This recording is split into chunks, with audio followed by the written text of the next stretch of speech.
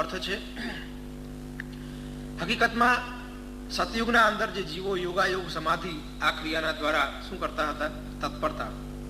યોગના દ્વારા જીતેન્દ્રિય બનતા હતા અને જે પણ એ પોતાનું સ્મરણ કરે છે કે સેવા કરે છે કે ભગવાનની આરાધના કરે છે એના અંદર એક ચિત્તથી તલ્લીન થઈ જવું એના માટે યોગ સાધના કરતા હતા, યોગિક ક્રિયા કરતા હતા. આમાં એટલું સુંદર બતાવ્યું છે કે જેમાં 60,000 વર્ષ સુધી કે હજારો વર્ષ સુધી જે સાધના કરતા હતા અને તારે તત્પરતા લાવી શકતા હતા, અહીંયા જીવ બહુ ટૂંક સમયમાં જીતેન્દ્રિય પણ બની શકે છે અને ટૂંક સમયમાં ભગવત પ્રાપ્તિ પણ કરી શકે છે.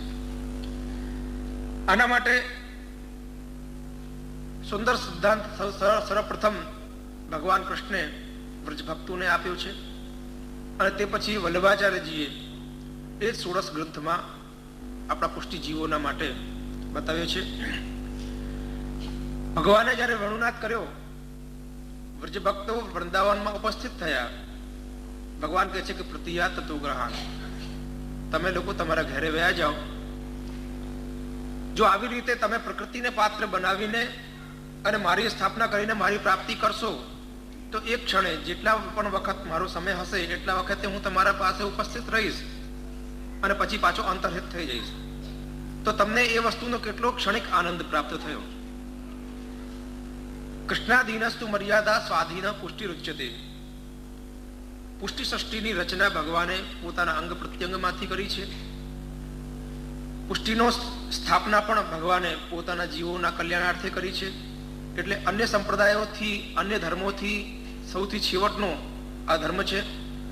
એટલે જેટલો પણ સંપ્રદાયો છે એ બધાથી વિશિષ્ટતા આ સંપ્રદાયના અંદર રાખી છે. તો ભગવાન ભક્તોને શું ઉપદેશ આપે છે કે એવી રીતે ક્ષણિક સુખની પ્રાપ્તિ, એના અંદર તમને પૂર્ણ આનંદની પ્રાપ્તિ નહીં થાય. જો તમને મારી પૂર્ણાનંદની પ્રાપ્તિ કરવી છે તો અષ્ટપ્રહરની મારી પ્રાપ્તિ જો તમને થશે તો જ પુષ્ટિ ભક્તોની વિશેષતા થશે અને તો જ તમને પૂર્ણાનંદની પ્રાપ્તિ થશે. તો વ્રજભક્તો કહે છે કે તો પછી અમારે શું કરવું? તો ભગવાન કહે છે પ્રતિયાત તત્વ ગ્રહણ. સર્વપ્રથમ તમે તમારા ઘરે વયા જાઓ અને જેમ હું કહું છું એવી રીતે તમે સાધના કરો તો અષ્ટપ્રહરની પ્રાપ્તિ તમને મારી થશે. તો ભગવાન એમાં શું કહે છે કે શ્રવણાદ રસનાદ ધ્યાનાદ મયી ભાવોનું કીર્તનાદ ન તથા સન્ન કરશે ન પ્રતિયાત તત્વ ગ્રહણ. તમે સર્વપ્રથમ તમારા ઘરે જાઓ અને આ સિદ્ધાંતના દ્વારા તમારા અંતઃકરણના અંદર મારું સ્વરૂપ સાકાર રૂપમાં સ્થાપિત કરો. અને સાકાર રૂપમાં જ્યારે મારું અંતઃકરણના અંદર સ્વરૂપ સ્થાપિત કરશો તો જે ક્ષણે તમને મારી પ્રાપ્તિની આકાંક્ષા હશે એ જ ક્ષણે હું તમને પ્રાપ્ત થઈશ. વ્રજભક્તો પોતાના ઘરે જાય છે અને આ સિદ્ધાંતથી ભગવાનનું સ્મરણ અને ભજન કરે છે. અને જ્યારે એ સિદ્ધાંતથી એમનું સ્મરણ અને ભજન એ વ્રજભક્તો કરે છે તો ઇતિ વિક્રમ વિતમતાસામ શ્રુત્વામ યોગેશ્વરેશ્વર પ્રહસ્ત હૃદયમ ગોપી રાત્મા રામો ફેરી રમત. ભગવાન એના અંતઃકરણના અંદર સ્થિત થઈ જાય છે. એની અંતર પ્રતીતિ એની બાહ્ય પ્રતીતિ બંને શરૂ થઈ જાય છે. નેત્ર બંધ કરે છે તો પણ ભગવાન એના અંતઃકરણમાં સાક્ષાત રૂપે દર્શન આપે છે. નેત્ર ખોલે છે તો ભગવાન અને પૂરું પરિકર એને સાક્ષાત રૂપમાં દર્શન આપે છે. આ જ વસ્તુ શ્રીમદ વલ્લભાચાર્યજીએ પણ પોતાના સિદ્ધાંતના અંદર સુંદર રીતે સાંકળી છે. અહીંયા બતાવ્યું છે કે કૃષ્ણ સેવા સદા કાર્ય માનસી સાપરામદા ચેતસ્તત પ્રણમ સેવા તત્સિદ્ધે તરુમિતજા તત સંસાર દુઃખસ્થ નિવૃત્તિ બ્રહ્મબોધનમ. મહાપ્રભુજી આજ્ઞા કરે છે કે જો તમને ભગવાનની પ્રાપ્તિ કરવી છે તો ક્યાં પણ ભટકવાની જરૂર નથી. મંદિર દેવાલયોમાં પણ તમને ભગવાન પ્રાપ્ત નહીં થઈ શકે, વન ઉપવનોમાં પણ ભગવાન પ્રાપ્ત નહીં થઈ શકે, અથવા તીર્થ સ્થળોમાં પણ ભગવાન પ્રાપ્ત તમને નહીં થઈ શકે. તો અહીંયા કહે છે કે ભગવાનની પ્રાપ્તિ ક્યાંથી? નારદજીએ કૃષ્ણ ભગવાનને પૂછ્યું કે ભાઈ તમે મને ક્યાં પ્રાપ્ત થાઓ? તો ભગવાન શું કહે છે કે ભક્તસ્થ હૃદયમ, ભક્તના હૃદયના અંદર જ મારો 24 કલાકનો વાસ છે.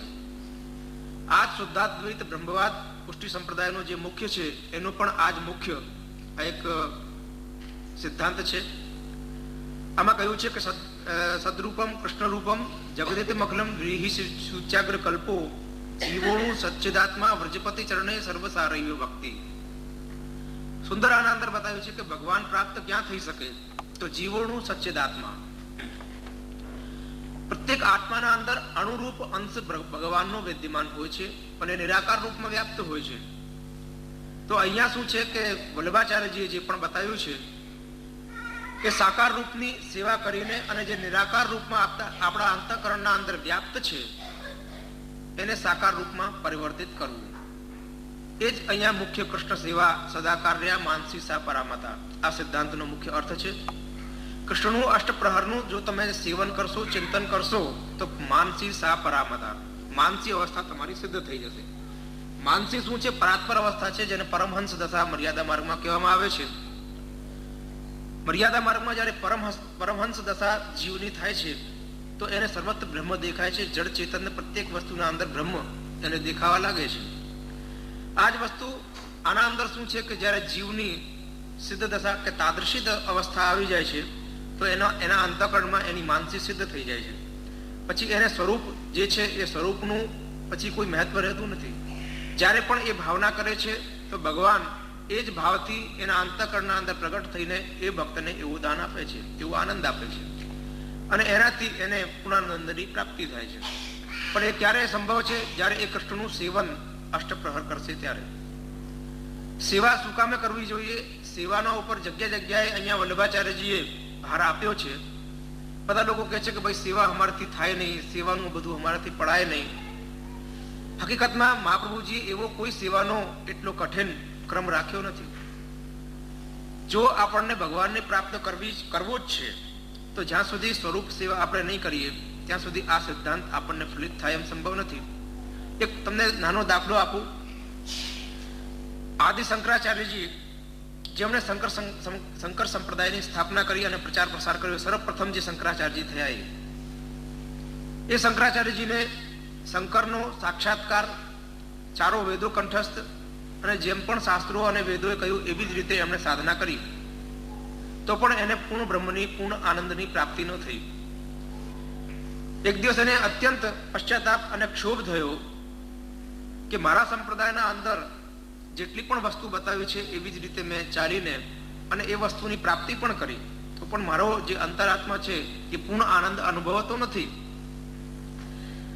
તરત જ ભક્તની આવી આકાંક્ષા જોઈને અને ભગવાન શંકર પ્રગટ થાય છે અને કહે છે કે અરે મૂળ તું ગોવિંદને ભજ. એ પછી શંકરાચાર્યજીએ ચરપટ મંજરિકાની સ્થાપના કરી, રચના કરી, ભજ ગોવિંદમ ગોવિંદમ ભજ મૂળમતી. અને પોતાની જે ગ્રહ સેવા એ ગોપાલજીની પધરાવી અને જ્યારે ગ્રહ સેવા ગોપાલજીની પધરાવી ત્યારે એને પૂર્ણ બ્રહ્મની પ્રાપ્તિ થઈ. અને આ સુધી એ સંપ્રદાયમાં જે પણ શંકરાચાર્યજી વિદ્યમાન એ પીઠ ઉપર થાય છે એ દેવાલયમાં શંકરની સેવા કરે છે, એમની આરાધના કરે છે અને પોતાની ગ્રહ સેવા ગોપાલજીની કરે છે. કહેવાનું તાત્પર્ય કે જ્યાં સુધી સેવન ક્રિયા નહીં કરો ત્યાં સુધી પૂર્ણ આનંદની, પૂર્ણ પુરુષોત્તમની પ્રાપ્તિ થવી એ બહુ જ અસંભવ છે. એટલા માટે જ અહીંયા પણ વલ્લભાચાર્યજીએ સર્વપ્રથમ કૃષ્ણનું સેવન આપ્યું છે. સેવન ક્રિયાનો મુખ્ય શું અર્થ છે? એક જેવી રીતે પક્ષી ઈંડાને સેવે છે એ જ અહીંયા એક ક્રમ છે. કાચા ઈંડાને જુઓ, તાજું ઈંડું હોય એને તમે ફોડો તો એના અંદર કોઈ પદાર્થ હોતો નથી, એક તરલ પદાર્થ હોય છે, કોઈ આકૃતિ એના અંદર હોતી નથી. પણ માદા પક્ષી એ ઈંડાના ઉપર બેસે છે અને એ ઈંડાને સેવે છે. જેટલા પણ દિવસનો કોર્સ હોય છે એટલા દિવસ સુધી એ માદા પક્ષી એના ઉપર બેસે છે, અન્નજળનો પરિત્યાગ પણ કરે છે. એક દત્તચિત્તથી એ ઈંડાને સેવે છે, પોતાની બોડી હીટ આપે છે અને એનાથી એ ઈંડાના અંદર એની આકૃતિ, એ જ જીવની આકૃતિ એના અંદર થઈ જાય છે. આ જ વસ્તુ સેવા છે. સેવા શું છે? એ પણ સેવન ક્રિયા છે.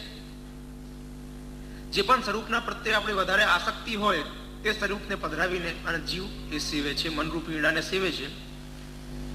ભક્તિરૂપી હીટ એને આપે છે, પક્ષી બોડીની હીટ આપે છે અને ભક્ત પોતાની ભક્તિની હીટ આપે છે. ધીમે ધીમે એ સેવન કરે છે અને જે નિરાકાર વ્યાપ્ત છે આપણા અંતઃકરણના અંદર એ સાકાર રૂપમાં ધીરે ધીરે પરિવર્તિત થાય છે. જ્યારે એ પરિપક્વ એ ઈંડું થાય છે તો જે પણ સ્વરૂપના પ્રત્યે વધારે આસક્તિ હોય છે એ સ્વરૂપ આપણા અંતઃકરણના અંદર સાક્ષાત થઈ જાય છે અને એને જ માનસી સા પરામતા, એને જ માનસી અને પરાત્પર અવસ્થા કહેવામાં આવે છે. અને એનાથી અષ્ટપ્રહરની પ્રાપ્તિ જીવની થઈ જાય છે. અહીંયા જીતેન્દ્રિય બનવાનો એટલો સુંદર પ્રકાર આ સેવા માર્ગના અંદર પણ આપ્યો છે.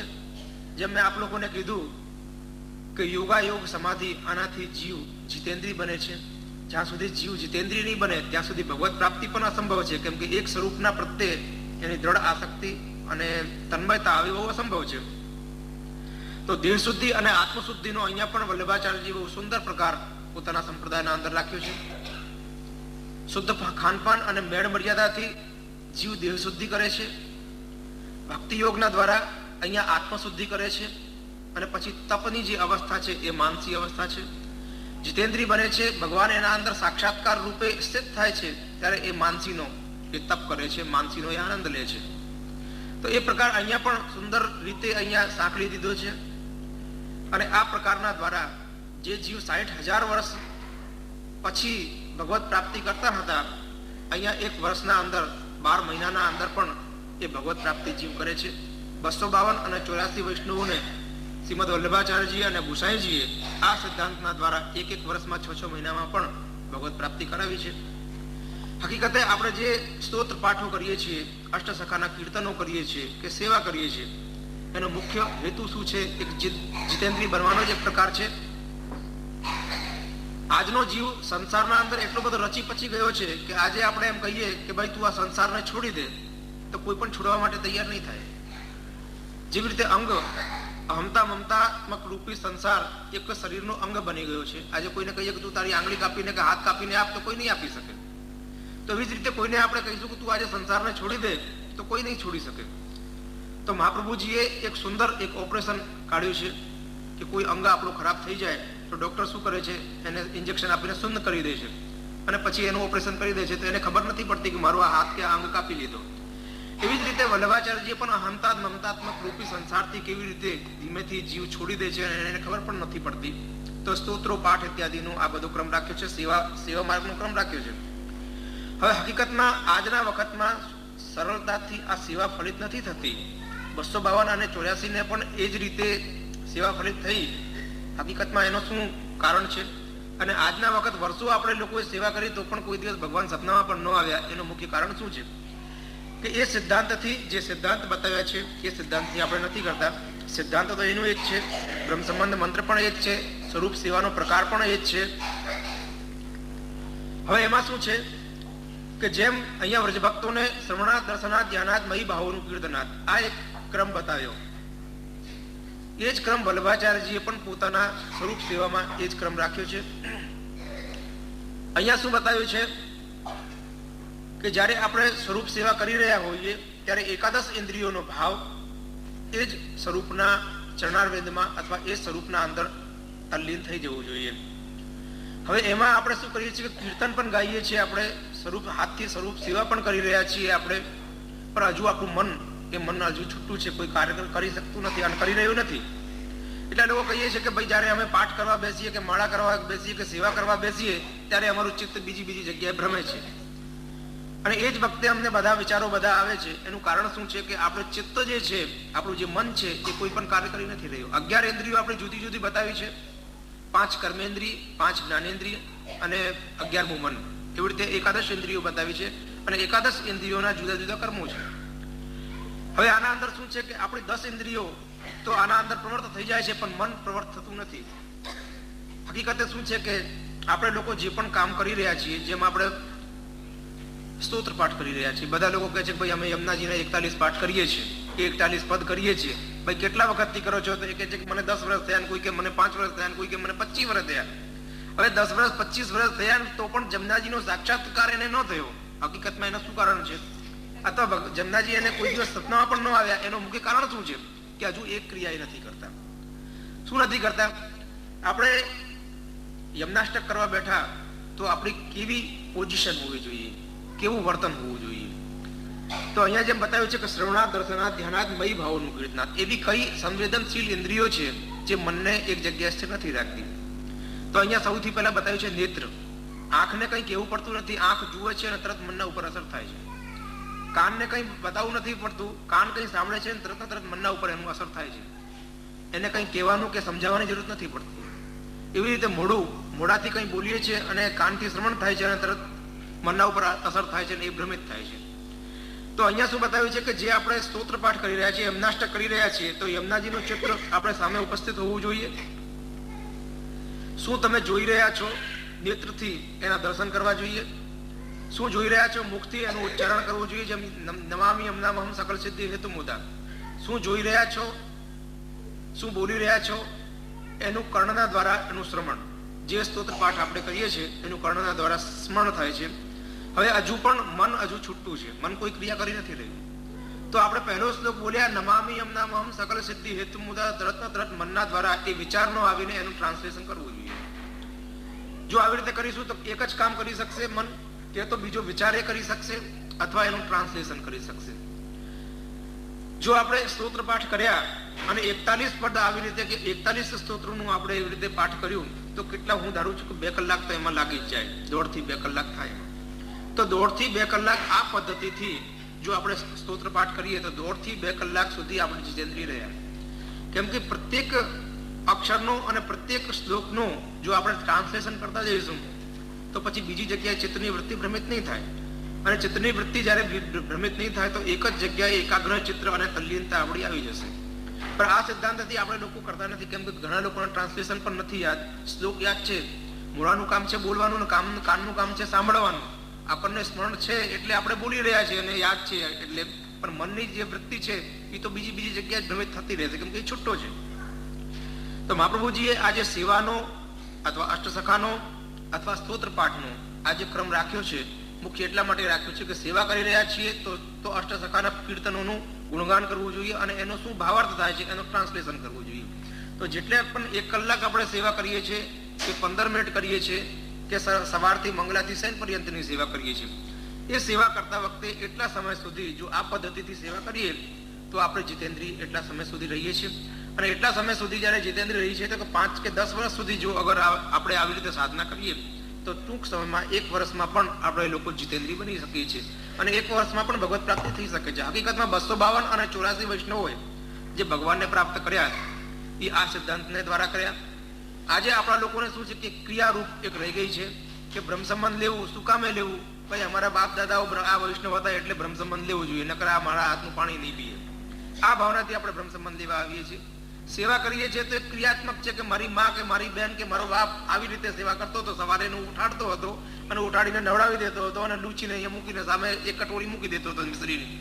એ ક્રિયાત્મક સેવા થઈ ગઈ, એનાથી ભાવનાથી કંઈ લેવડ દેવડ થતું નથી. અને ભાવનાથી લેવડ દેવડ ન થવાથી જ સાકાર રૂપમાં જે નિરાકાર રૂપમાં વ્યાપ્ત છે એ સાકાર રૂપમાં પરિવર્તિત થતું નથી. હકીકતમાં જો આપણે જીવતા જાગતા પૂર્ણ પુરુષોત્તમની ભાવના કરીને અને આ પદ્ધતિથી સેવા કરીએ તો 1 વર્ષના અંદર પણ આપણને સરળતાથી ભગવત પ્રાપ્તિ થઈ શકે છે. આજનો સમય હવે પૂરો થવા આવ્યો છે. મુખ્ય જે દ્વાદશ કુંજની ભાવના એ સુકામે રહેવામાં આવી, વલ્લભાચાર્યજીનું એમાં શું સ્થાન છે, જીવનો દ્વાદશ કુંજના અંદર શું મુખ્ય સ્થાન છે, એના વિશે વિસ્તારથી આપણે કાલે એનું વર્ણન 2 કલાકમાં કરીશું. અને આજે આપ લોકો જે અહીંયા ઉપસ્થિત થયા છો, અહીંયા સહયોગ આપ્યો છે એના બદલ હું ખૂબ જ આભારી છું અને એટલું જ કહીને આજનો વક્તવ્ય સમાપ્ત કરું છું.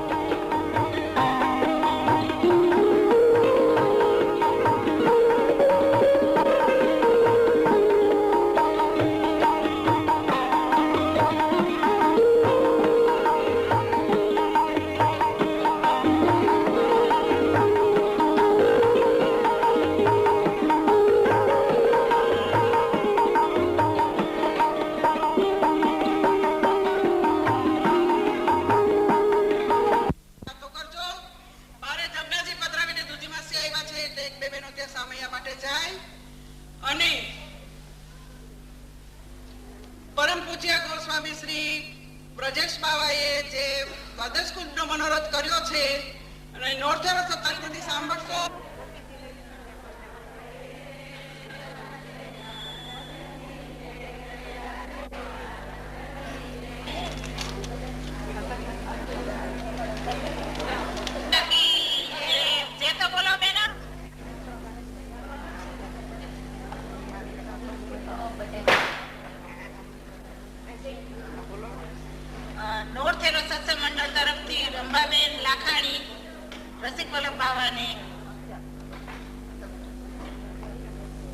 રાખડી ધરી છે.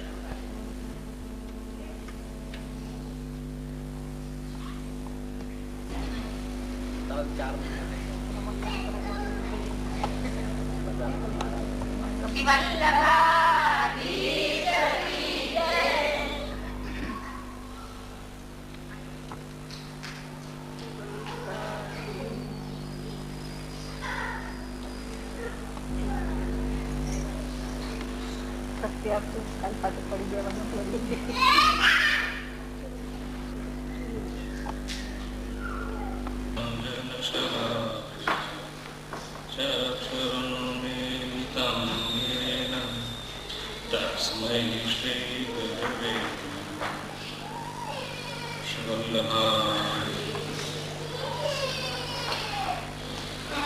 आदरणीय ब्रजेश बाबा, राजेंद्र बाबा तथा उपस्थित परम भाग्यवान वैष्णव, हमारा कमुबेने तुम्हारी बधानी पासे जे माफी है क्षमा मांगी ए मारी दृष्टिए मांगवानी कोई जरूरत नहीं. जो मोड़ू अने वेणु जो जोवानुं होय अने आपणो भगवत भाव एनाथी ज जो बंधाई जतो होय तो विचार करो कि जे जमाना में वैष्णवों ने साक्षात दर्शन थता था, જ્યારે ગોપીજનો સાથે પ્રભુ સાક્ષાત લીલા કરતા હતા ત્યારે એ કોઈ ઘડિયાળ બાંધીને નહોતા જતા. હું જ્યારે આ દેશમાં રહેવા આવ્યો એ પહેલા મને કહેતા કે મહારાજ અહીંયા બધું ટાઈમસર કરવું જોઈએ. ટાઈમસર તો જરૂર કરવું જોઈએ, પરંતુ કોઈ પણ મનોરથ, ચાહે કુંડવાણાનો હોય, ચાહે દ્વાદશ કુંજનો હોય કે ચાહે અન્ય કોઈ મનોરથ હોય, એવું વિચારો એ કોઈ એક વ્યક્તિથી મળીને નથી થતો. એની અંદર નાનાવિધ વૈષ્ણવોનો યત્કિંચિત ટેલ સેવા જે ગણો એ બધું સંમિલિત હોય છે. તો બહેનો તમે એવું તો વિચાર કરો, એટલે બહેનોમાં ભાઈઓ પણ આવી ગયા, પણ પુષ્ટિ માર્ગનો એવો ભાવ છે કે મને વળી એક પ્રસંગ વળી યાદ આવી ગયો. તમે એમ કહેતા હશો કે વળી ભાઈઓ કેમ રહી ગયા? ભાઈઓ રહી નથી ગયા, પણ પુષ્ટિ માર્ગમાં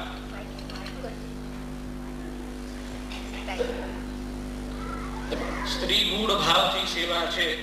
જ્યારે અમે આરતી કરીએ છીએ અને ઉપરનો ધરીએ છીએ કે હાથમાં કડા પહેરીએ છીએ એ સ્ત્રી ભાવથી જ છે. એટલે એક જ સંબોધનમાં બે આવી ગયા એવો અભિપ્રાય છે. જ્યારે તમારા કુટુંબોમાં લગ્ન હોય છે, અત્યાર સુધી મને એમ છે કે લગભગ 200-250 લગ્નમાં હસ્તમેળાપ કરાવવા તો હું ગયો હોઈશ. કોઈ લગ્ન 1.5-2 કલાકના હસ્તમેળાપના સમય પછી થયા હોય, એનાથી પહેલા થયા હોય એવું મને સ્મરણ નથી. આ તો આપણી વાત થઈ. પણ હવે મારા બાળકો અહીંયાના સ્કૂલમાં ભણે છે અને ધોળિયાઓના કરેલા ફંક્શનમાં પણ હું ગયો છું.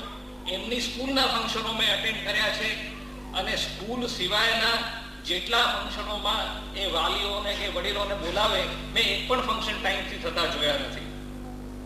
જ્યારે અમારી એપોઇન્ટમેન્ટ એમણે આપેલી હોય છે, જ્યારે પેરેન્ટ્સ ડે હોય ત્યારે અડધો પોણો કલાક અમારે રાહ જોવી પડે છે. તો કદાચ તમારે આ સમાજમાં જોવી પડે, એમાં ક્ષમા માંગવાની કોઈ જરૂર જ નથી. જો એટલું પ્રભુ માટે આપણે રાહ જોઈ શકીએ તો પછી આ તો એક પ્રાસંગિક વાત હતી. 10 જ મિનિટનો સમય મને આપ્યો છે, એટલે 10 મિનિટમાં તો શું કહી શકાય. હાલમાં પવિત્રનો પરમ મંગલ અને પુષ્ટિ માર્ગના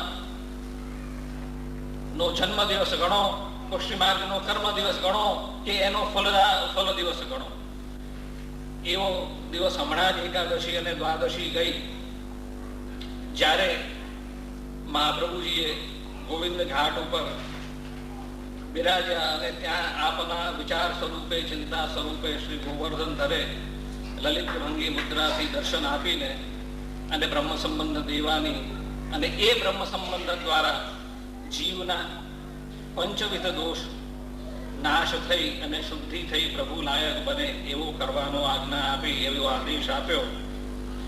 એ પરંપરામાં આજ દિવસ સુધી બ્રહ્મ સંબંધ દેવાની પરંપરા ચાલી આવી છે. આ બ્રહ્મ સંબંધની દીક્ષાથી દીક્ષિત થયા પછી મહાપ્રભુજી એવું તો વચન જરૂર આપે છે કે જ્ઞાનાદ અથવા અજ્ઞાનાદ કૃતમાત્મ નિવેદનમ, 3 પ્રકારનો બ્રહ્મ સંબંધ આપે માન્યો. યહી કૃષ્ણના આત્મસાત કૃતમ, જ્ઞાનાદ અને અજ્ઞાનાદ. આ કોઈ પણ પ્રકારનો બ્રહ્મ સંબંધ હોય તો પણ ભગવાન અભી પુષ્ટિસ્થ ન કરીશતી લૌકિક જગતિ, પ્રભુ જીવની લૌકિક ગતિ કરતા નથી. આવું આશ્વાસન, આવું કેટેગોરિકલ પ્રોમિસ મહાપ્રભુજી જ આપી શકે, બીજાની સામર્થ્ય નથી. પણ એનો અર્થ શું છે? એનો અર્થ એ છે કે આપણે એમ માની લેવું હવે વૈષ્ણવ થઈ ગયા અને હવે કંઈ બગડવાનું નથી, એટલે આપણે મહાપ્રભુજીના આદેશના નું પાલન કરવું નહીં, એવો એનો અર્થ નથી. કેમ કે મહાપ્રભુજીએ પ્રથમ આદેશ સિદ્ધાંત રહસ્યમાં જે આપ્યો એ અસમર્પિત ત્યાગનો આદેશ આપ્યો. આ પુષ્ટિ માર્ગની એક વિલક્ષણ વસ્તુ છે. બીજા માર્ગોમાં, બીજા ધર્મોમાં તમે જેને નિવેદ કહો છો એવું દેવીઓને, માતાઓને તમે નિવેદ ધરો છો કે ભોગ ધરો છો, પણ સર્વ વસ્તુ પ્રભુને સમર્પિત કરાવીને વાપરવી, પુત્ર હોય, પુત્રી હોય, કન્યા હોય, એ બધાને બ્રહ્મ સંબંધથી ભગવદીય બનાવવા, તદીય બનાવવા, આવી પરંપરા વલ્લભ સંપ્રદાયમાં જ છે. આવો સમર્પણનો ભાવ એ પણ અન્યત્ર ક્યાંય જોવા મળતો નથી. વૈષ્ણવોએ બ્રહ્મ સંબંધની દીક્ષાથી દીક્ષિત થયા પછી શું કરવું? મહાપ્રભુજીએ પહેલી જ આજ્ઞા અસમર્પિત ત્યાગની કરી. સિદ્ધાંત મુક્તાવલીમાં આપ શ્રી એવી આજ્ઞા કરે છે કે કૃષ્ણ સેવા સદા કાર્ય, જીવે વૈષ્ણવે કૃષ્ણની સેવા સદા કરવી. પહેલું જોર મહાપ્રભુજી કાયાથી કરેલી સેવા ઉપર આપે છે, સ્વરૂપ સેવાને આપે છે. પછી નામ સેવા છે. સ્વરૂપ સેવાના અનવસરમાં નામ સેવા કરવાની છે. સિવાય કે જે માણસથી સ્વરૂપ સેવા ના બની શકતી હોય. આ સેવા કેવી રીતે કરવાની છે? આ સેવાનું ફલ શું છે? મહાપ્રભુજી ગોપીઓને પોતાના ગુરુ માને છે. ગોપીઓ ગુરુ થવાથી શું અર્થ છે? કે ગોપી ભાવની સેવા છે. પુષ્ટિ માર્ગમાં પુરુષ કોઈ છે નહીં, જીવનો સ્ત્રી ભાવ જ છે. ઇરેસ્પેક્ટિવ કે એનું બાહ્ય શરીર સ્ત્રીનું હોય યા પુરુષનું હોય. અને એ 360 તારનું પવિત્રું જે મહાપ્રભુજીએ શ્રી ગોવર્ધનધરને ધરાવ્યું એ શું છે? એને તમે પતિવ્રત ધર્મ કહો, એને પતિવ્રત માળા કહો, જે કહો, જેને લીધે વૈષ્ણવો અન્ય દેવનો, અન્ય મંદિરોમાં પ્રસાદ ગ્રહણ નથી કરતા. હવે મહાપ્રભુજીએ આદેશ હતો દીધો કે કૃષ્ણ સેવા સદા કરવી. જ્યારે ચિત્ત અન્યત્ર દોડે એ ચિત્તને બાંધીને રાખો. કેમ કે આપણું ચિત્તની વૃત્તિ ભારે દોડે તો પ્રભુ જીવથી ઉદાસીન થઈ જાય. આપણે દશમ સ્કંદનો વિચાર કરીએ, જ્યારે ભગવાનનો પ્રાદુર્ભાવ થયો અને એ આનંદમાં, ઉત્સવમાં યશોદાજી આવવા વાળાની આગતા સ્વાગતામાં લાગી ગયા અને ભગવાનને એક જગ્યાએ બોઢાડી દીધા. હવે તત્સૃષ્ટિ ન અન્યથા ભવેત, આવું વલ્લભનું વચન. ભગવત સૃષ્ટિ જે છે કદાપી અન્યત્ર જતી નથી.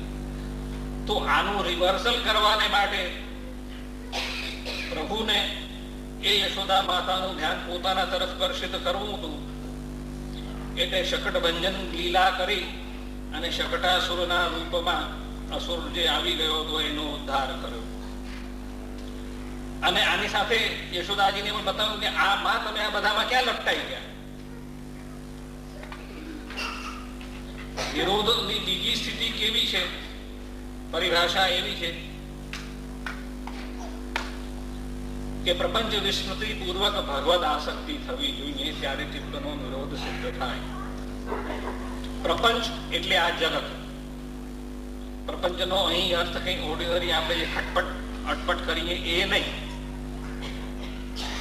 આ જગત શુદ્ધ છે, શુદ્ધ બ્રહ્મથી ઉત્પન્ન થયેલું છે, આવિર્ભાવ તિરોભાવશાલી છે, બ્રહ્મનું અવિકૃત પરિણામ છે.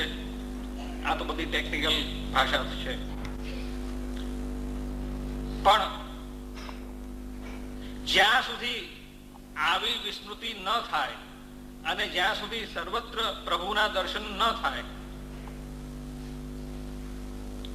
ત્યાં સુધી પણ નિરોધની સ્થિતિ બની શકતી નથી. જેવી રીતે ગોપીજનોએ કાત્યાયની વ્રત કર્યું, કાત્યાયની વ્રત પછી જ્યારે શ્રી યમુનાજીમાં સ્નાન કરતા હતા તો ભગવાને એમના વસ્ત્રો હરી લીધા. ગોપીજનો બહારે આવવાને માટે સંકોચમાં હતા, વિચારમાં હતા કે જલમાંથી બહાર આ દશામાં કેવી રીતે આવવું. એટલે એમની પૂર્ણ રૂપે પ્રપંચ વિસ્મૃતિ નહીં થઈ હતી. એમને એમ હતું કે ભગવાન ત્યાં ઝાડ ઉપર જ બિરાજે છે, પણ એમને એવી પ્રતીતિ નહોતી, એવી અનુભૂતિ નહોતી કે પ્રભુ જલમાં પણ બિરાજે છે, પ્રભુ સ્થળમાં પણ બિરાજે છે, પ્રભુ સર્વત્ર બિરાજે છે. અતએવ ભગવાને એમને રિપીટેડલી આદેશ આપી જલમાંથી બહાર કાઢ્યા અને આ પ્રકારની વિસ્મૃતિ થઈ અને સર્વથા ભગવદ આસક્ત થયા. એ પછી સંપૂર્ણ નિરોધની સ્થિતિ એની સિદ્ધ થવાને માટે ભગવાન રાસ પછી ક્યારેય પણ બ્રજ પાછા પધાર્યા નથી. અને વિપ્રયોગના અનુભવ દ્વારા જે રીતે મહાપ્રભુજીનું સર્વોત્તમમાં નામ છે, શ્રી પ્રભુચરણ કહે છે કે વિરહાનુભવૈકાર્થ સર્વત્યાગો. આવા પ્રકારે પ્રભુએ એમની ચિત્તની વૃત્તિઓનું કર્ષણ કરી અને પોતાનામાં નિરોધ સિદ્ધ કર્યો. આવો જ નિરોધ એ બહુ કઠિન છે, બહુ અઘરો છે. જે તમારામાંથી બળભાગી હશે એના ઉપર પ્રભુ કૃપા, ગુરુ કૃપા, વૈષ્ણવ કૃપાથી આવું જ ફળ પામે. અને આ નો ફેરો મંડળની બહેનોએ ખૂબ ઉત્સાહથી, ખૂબ મહેનત કરીને આ બધું જે આયોજન કર્યું છે એને માટે નો ફેરો મંડળની બહેનો એમાં તમે બધા વૈષ્ણવો સાધુવાદ એવં આશીર્વાદને પાત્ર છો. આવું કહી મારું કથન શ્રી વલ્લભના ચરણારવિંદમાં સમર્પણ.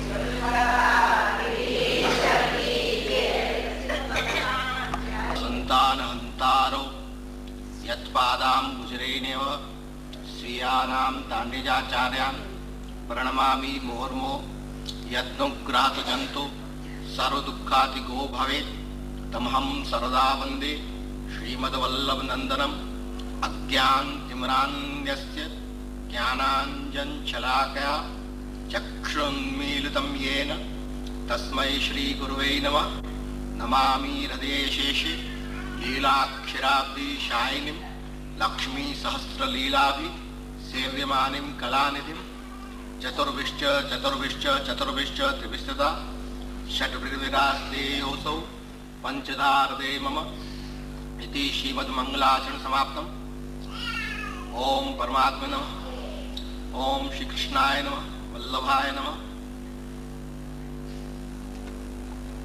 મારા પૂર્વોક્ત વક્તા શ્રી રસિક વલ્લભજી મહારાજે ઘણું સારું પ્રવચન કર્યું. એમને જે પણ કહ્યું તે સમજવું અને વિચારવું એ તો એક બહુ સામાન્ય વાત છે કે દરેક મનુષ્ય એ સમજ બુદ્ધિ રાખે છે. ઠાકોરજીનું સ્વરૂપ દરેકમાં છે. મારું માનવું છે આત્મા એ પરમાત્માનું તેજ છે. આપણા હૃદય કમલ રૂપી સિંહાસન પર ઠાકોરજી સદૈવ વિદ્યમાન રહે, એમાં જ જીવનું કલ્યાણ છે. એમને કહ્યું કે સેવા અને સ્મરણ એ બે જુદી વસ્તુ છે. મારા કાકા શ્રી બ્રજભૂષણલાલજી મહારાજ શ્રી પ્રકાંડ જ્ઞાની હતા. એમને પણ કેટલા ગ્રંથો વિમોચિત કર્યા, કેટલા ગ્રંથોનું વિમોચન કર્યું.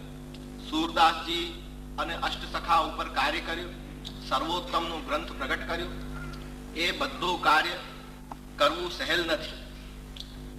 એમ છે કે આપણે બ્રહ્મ સંબંધ લીધું ત્યાર પછી આપણે કેટલા પગથિયા ચડવાના બાકી રહે છે. ભક્તિ રૂપી રસથી આપણા શુદ્ધ થયેલા અંતઃકરણ પૂર્વક ઠાકોરજીનું સ્મરણ કરીએ અને મનન કરીએ અને પુષ્ટિ માર્ગનું તલસ્પર્શી જ્ઞાન લઈએ, એ આપણા માટે પરમ પવિત્ર ધ્યેય છે. એમાં જ જીવનું કલ્યાણ છે. હું તો એટલો કહું છું, કારણ કે આજે વધારે ટાઈમ નથી. ઠાકોરજીના દર્શન ખુલશે એટલે બધા આતુર હશે. શ્રી બ્રજેશ કુમારજીનું પ્રવચન પણ બાકી છે. હું તમને એટલું જ કહું છું કે આપણે હૃદય કમલ રૂપી સિંહાસન પર અજ્ઞાન રૂપી અંધકારને દૂર કરીને જ્ઞાનની ગંગા પ્રવાહિત કરીએ અને ઠાકોરજીને વિદ્યમાન રાખીએ. સહસ્ત્રો કોટી સૂર્યોના સમાન તેજસ્વી પરમાત્મા જળ ચેતન અચેતન કણકણમાં વ્યાપ્ત છે. એમનું જેટલું પણ આપણે સ્મરણ કરીએ તે ઓછું છે. હું તો અંતઃકરણ પૂર્વક એમ જ પ્રાર્થના કરું છું કે દરેક વૈષ્ણવ અહિંસા અને પરમો ધર્મ સમજે, જીવની દયા કરે અને પરમાત્માનું ચિંતન કરે. શ્રાવણ શ્યામલે પક્ષે એકાદશ્યામ મહાનિશી સાક્ષાત ભક્તા પ્રોક્તમ તરક્ષરસ્યોચ્યતે. જે એક વાર મહાપ્રભુજીને ઘણી ચિંતા થઈ. ત્યારે શ્રી મહાપ્રભુજી પહોળી રહ્યા હતા અને એમના પાસે શ્રી દામોદરદાસ હરસાની પણ હતા. રાત્રે શ્રીજી પ્રગટ થઈને એમને જે આજ્ઞા કરી કે વલ્લભાચાર્યજી, તમે આ માર્ગને પ્રગટ કર્યા છે, તે તમે જીવના કલ્યાણ હેતુ જે ચિંતા કરો છો તેમાં બ્રહ્મ સંબંધ મંત્ર હું તમને આળું છું, તેથી તમે જીવનું કલ્યાણ થાય અને પ્રભુનો ચરણારવિંદોનું સાનિધ્ય પ્રાપ્ત થાય. ત્યારે મહાપ્રભુજીએ શ્રી દામોદાસ હરસાણીને પૂછ્યું કે તમલા તે કઈ સાંભળ્યું? ત્યારે એમને કહ્યું કે જે સાંભળ્યું તો ઘણું પર હું સમજ્યો નહીં. ત્યારે મહાપ્રભુજીએ કહ્યું કે આ માર્ગ મેં તારા માટે પ્રગટ કર્યો છે. તો આ પ્રભુનો માર્ગ છે. પ્રભુને પ્રાપ્ત કરવામાં કોઈ પણ ક્ષણે આપણે દેર કરવી ન જોઈએ. એમાં દેર શું ને અબેર શું? દેર અબેર તો થતી રહે છે. લૌકિક કાર્યોમાં આપણે કેટલા કાર્યો વિતાવીએ છીએ, તો પરલૌકિક કાર્યમાં પરલોક સુધારવા આપણે જેટલું પણ કરીએ તેટલું ઓછું છે. ઠાકોરજી તો સર્વાંતર્યામી છે, સર્વત્ર છે, જળમાં છે, ચેતનમાં છે, કણકણમાં છે, પરોક્ષ અને અપરોક્ષ રૂપથી ભક્તોના નિકટ વિદ્યમાન છે. એમ જ કહેવાય છે કે આ એક વાર અજામિલ જેવા દોષીએ નારાયણ નામનું સ્મરણ કર્યું.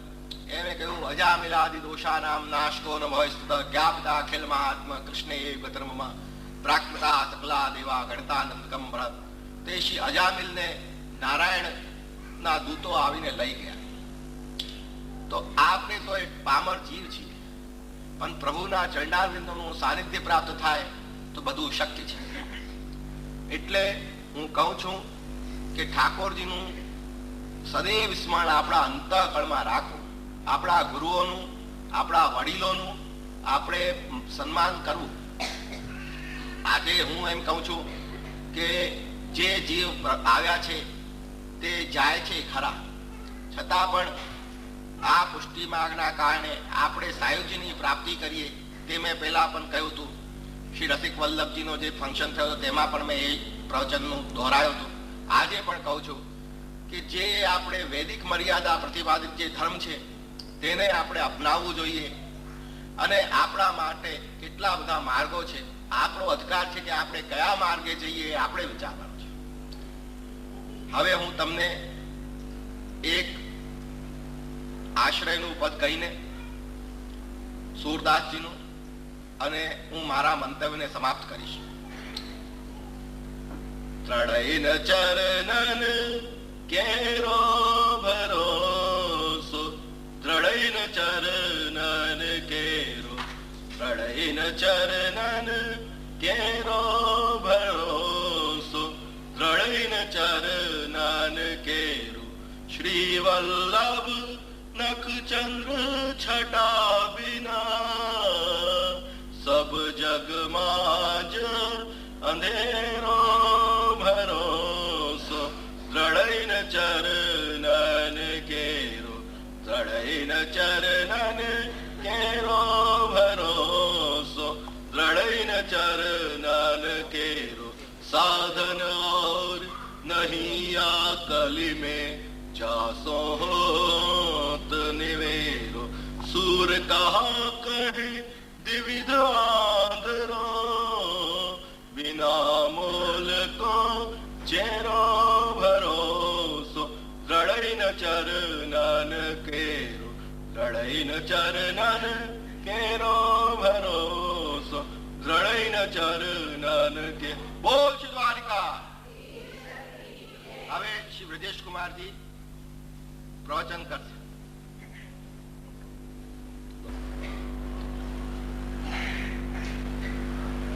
પૂજ્યપાદ ગોસ્વામી શ્રી નરસિંહ વલ્લભજી મહારાજ શ્રી તેમજ રાજેન્દ્ર બાવા અને ઉપસ્થિત વૈષ્ણવ જન સમુદાય, આજે ખૂબ જ આનંદનો સમય છે. આપ લોકોના સમક્ષે બધા જ બાળકો બિરાજે છે અને સમયાનુસાર સુંદર પ્રવચન કરી અને માર્ગદર્શન આપ્યું છે.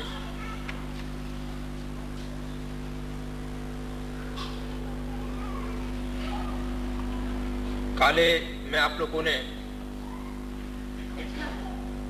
પુષ્ટિ સંપ્રદાયના સિદ્ધાંતોના વિશે, વલ્લભ સંપ્રદાયની સ્થાપનાનો શું હેતુ, તેના વિશે કાલે આપણે લોકો સત્સંગ કર્યો હતો.